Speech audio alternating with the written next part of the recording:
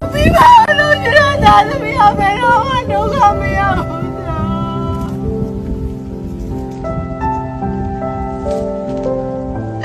သမီးလည်းတော့တနည်းစရာလွဲနေရတာ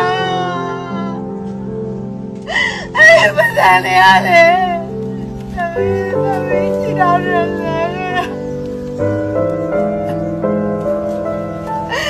သမီးအမေတော့ဝေကျွေးတဲ့ဆက်ပေါ်လာခဲ့တဲ့သားသမီးလားအဲ့ဒါဘာပဲတော့သမီးပါရအောင်ခဲလို့သမီးကိုကူလို့လောက်ရတာ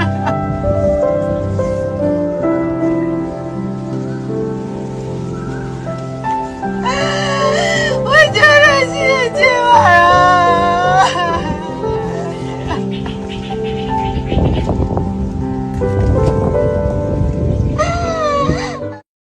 ပြောရလေ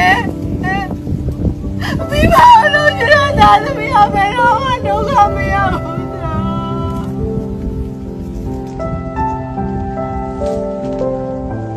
သမီးလည်းတော့တနည်းစရာလွဲနေရတာအဲ့ဘာသာနေရလဲသမီးစီတော်ရလဲ